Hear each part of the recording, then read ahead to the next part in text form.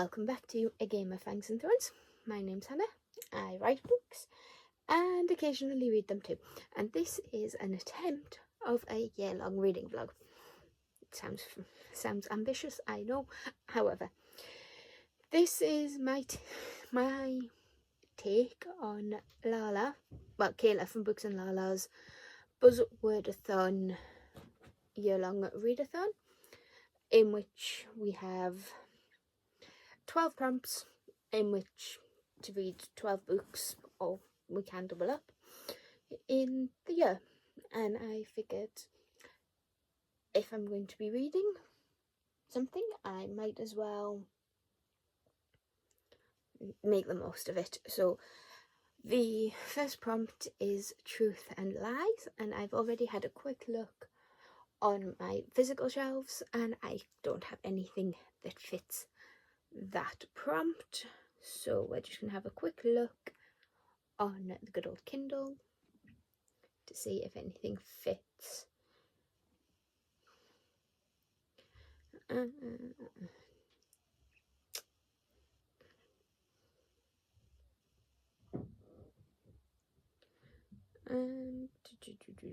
What can count as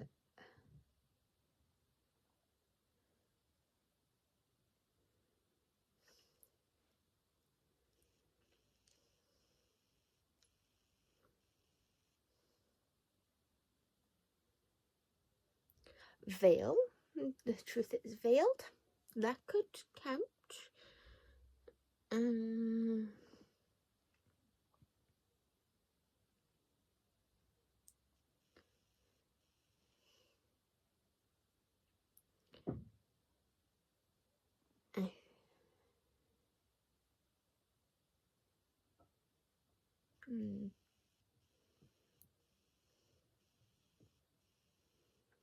I think at the moment that's the best one we've got.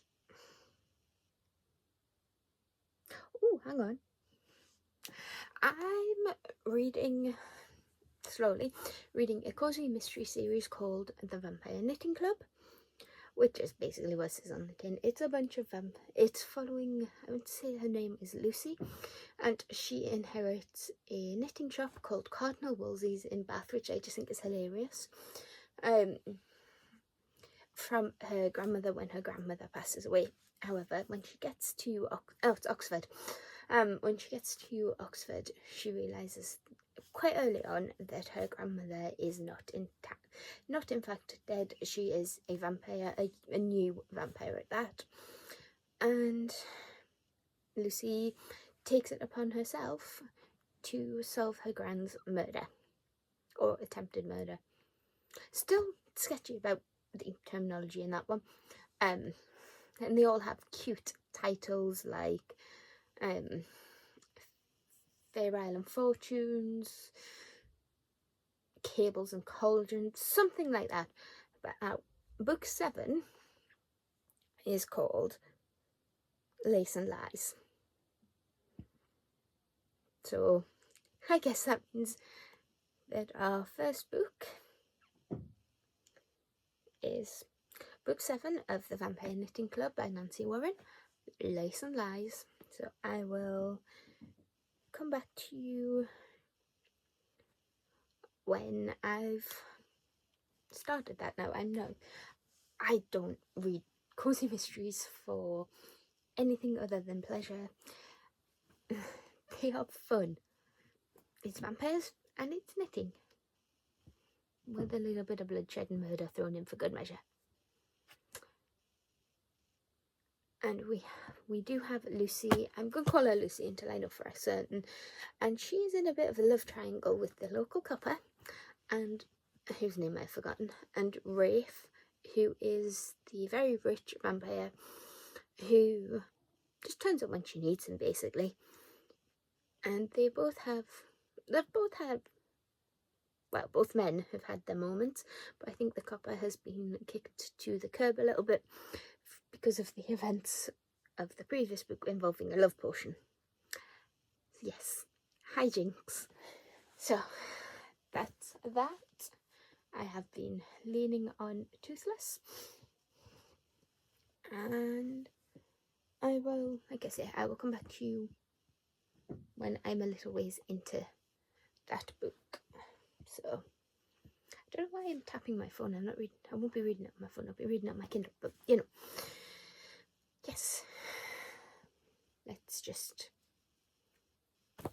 get a move on, shall we? So it has been a while since I've updated this vlog.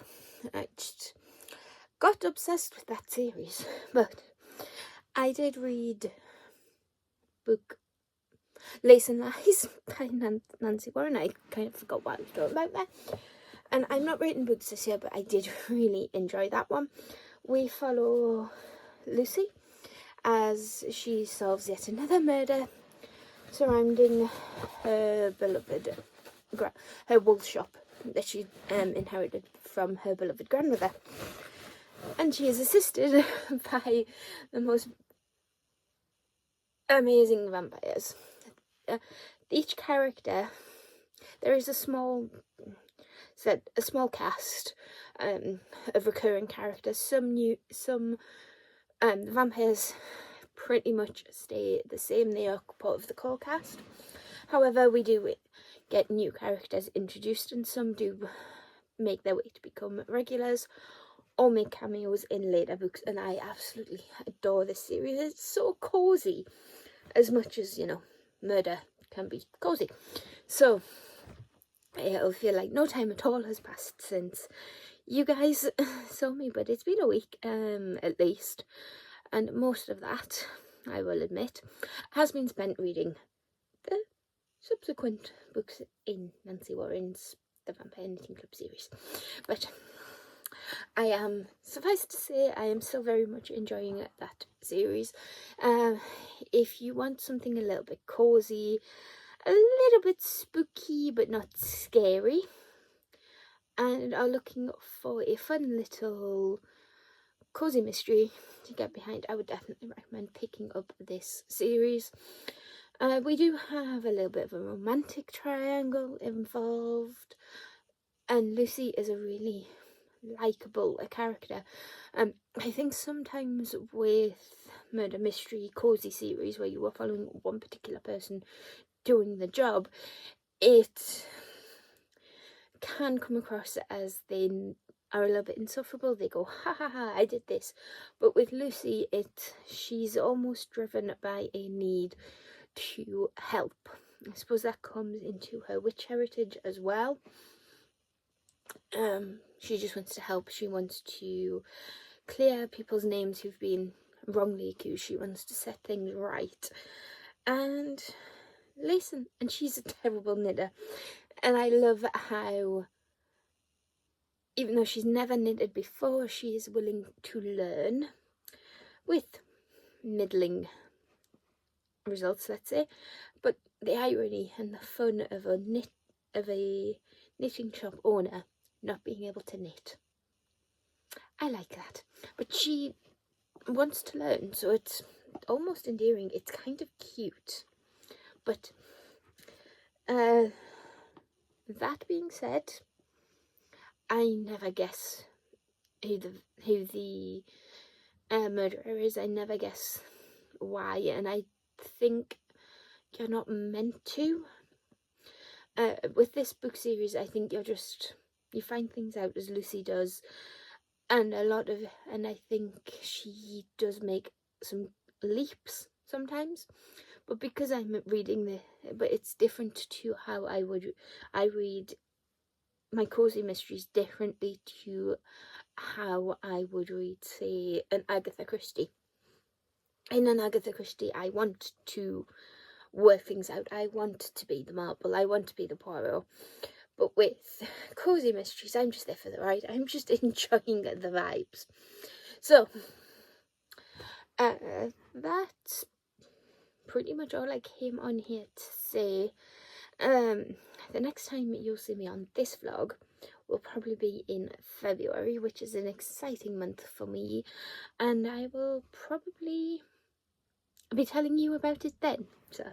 So just keep watching, I guess. Okay. So I wasn't going to do the cover challenge, but I decided I wanted to. So for the going forward, I will try to get the book title to match book title prompt to match the cover title prompt, the cover page prompt.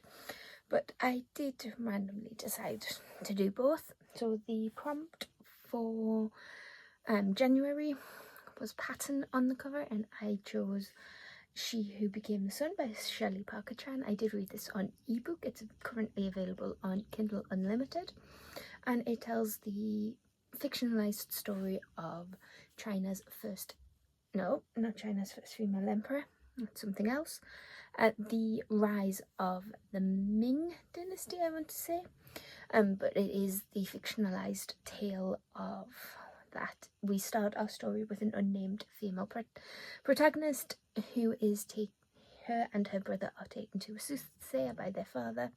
They are extremely poor, very peasant, are very much the peasant class in a time period that I think isn't well known by Western society, which was when the Mongolians, were in charge of China. Now, the girl is prophesied to be nothing, and her brother Changba, I'm sorry if I'm mispronouncing these, I need to check that, is destined for greatness. Now, however, the girl's father is brutally murdered by a raiding party of bandits, which prompts Changba, the brother, to fall into a deep depression and ultimately die himself. Now, the girl takes on Changba's identity and therefore his fate, and she embodies this as she becomes a monk and meets Ma, who sees through that, and they begin a relationship. And Changba, the female, also meets the concubine on the emperor's side. He has become friends with the prince, despite the prince's father brutally murdering his family and turning him into a eunuch. So it does alternate between those two perspectives, and I wish I could remember the other one's name, but there we go. So moving forward, I did read this a little while ago, so I'm struggling to remember the details, but I did enjoy it. It was a very hard book to read, totally different in tone to Lace and Lies, which is what you would expect, to be honest, but I did enjoy it. I'm not rating books this year just because I don't think I'm going to be able to read enough to fully give them a fair chance, just with the writing side of things. But that being said, I did enjoy it, and the sequel is out, so I'll probably pick that up at some point, but it's not a priority. And moving forward, the next book I read will probably be in February, which will be the February challenge, and hopefully I remember to vlog as I'm reading it, but we shall see. So it's now like the 3rd of February. I've already finished 2 books so far for this challenge. We'll pop you right there.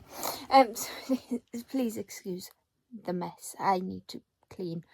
But for February's challenge, it was Water, Words and Skyline on the cover, and I read Water Moon by Samantha Soto-Yambo. As you can tell, water, and then I don't know if you can see, but there is a bit of a skyline going on here. Now, this is the story about choice and how changing your mind or taking away a choice can affect other people. So this follows Hannah, and Hannah lives on one side of the door, and Kai lives on the other. So what is the spoiler and what isn't? Right, so basically in this world, if you have a choice to make, if you need help, you line up, you get a hankering for ramen. But if you have a choice or a regret that you've made, or a choice that you wish you had made or hadn't made, you are, instead of going to the ramen restaurant, you are sent to the pawn shop. Now, this pawn shop doesn't deal in goods, it deals in choices. You give up your choice, it stops eating away at you. Now, Hannah and her father, well, it's all Hannah's known, basically. Her mother stole a choice, leaving her father destitute and basically depressed. So, I shall read the back. Would you rewrite your destiny if it meant losing a part of your past? On a back street in Tokyo lies a pawn shop, but not everyone can find it. Most will only see a cosy ramen restaurant, and just the chosen ones, those who are lost, will find a place to pawn their life choices and deepest regrets.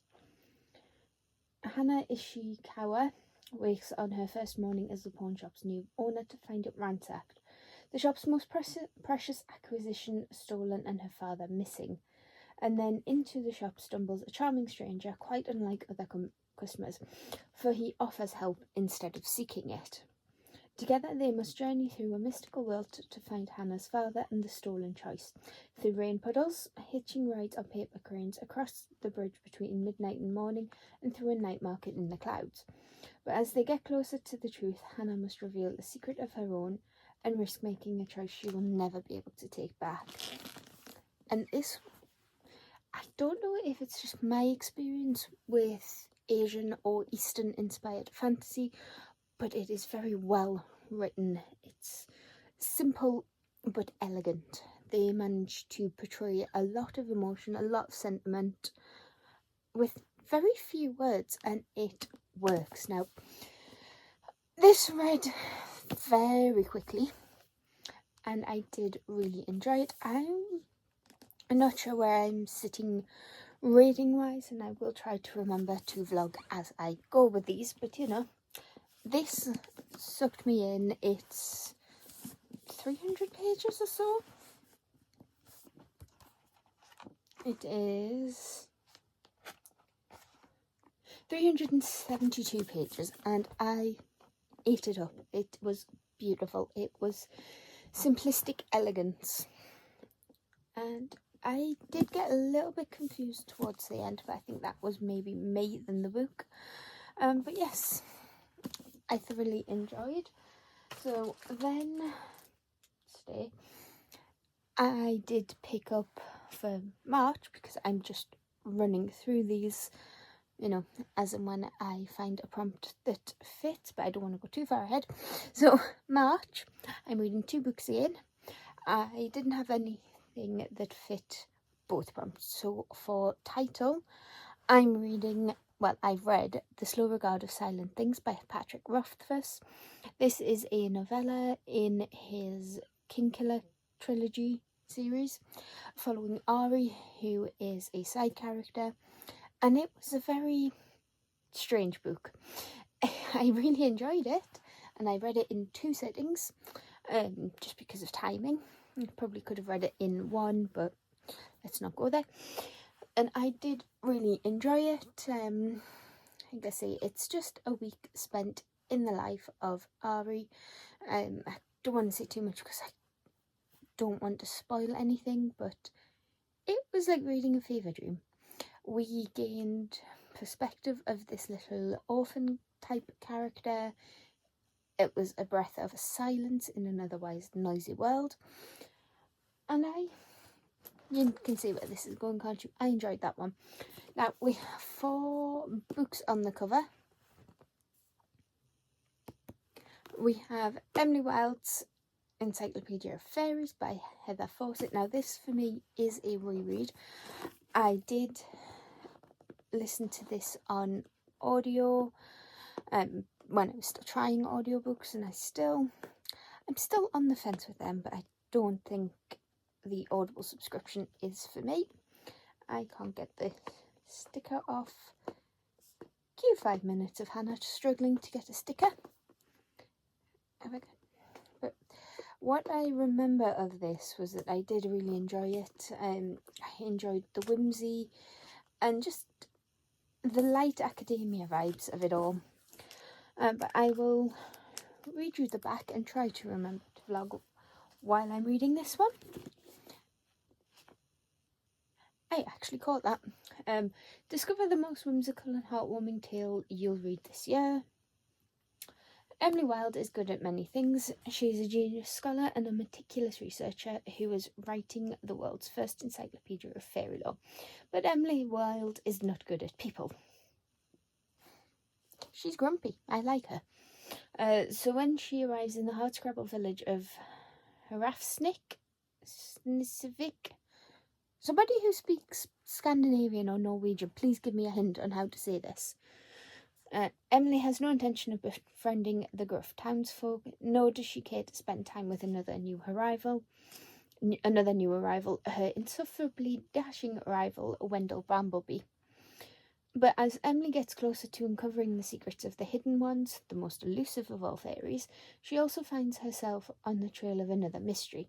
Who is Wendell Brambleby, and what does he really want? To find the answer, she'll have to unlock the greatest mystery of all, her own heart. This was just so beautiful, and it is very short chapters from what I remember. It is only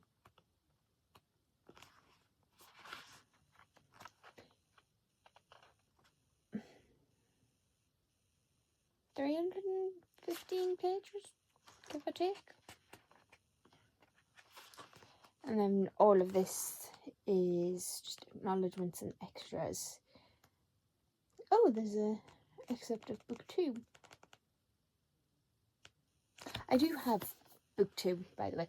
I just haven't read it. Buy one, get one half price. So of course I'm going to get 2. So yes, I will get back to you on this one at some point. Probably when I've read it, because I'm bad at this. But yes, I reread, but it still counts, and I just love the shiny foil.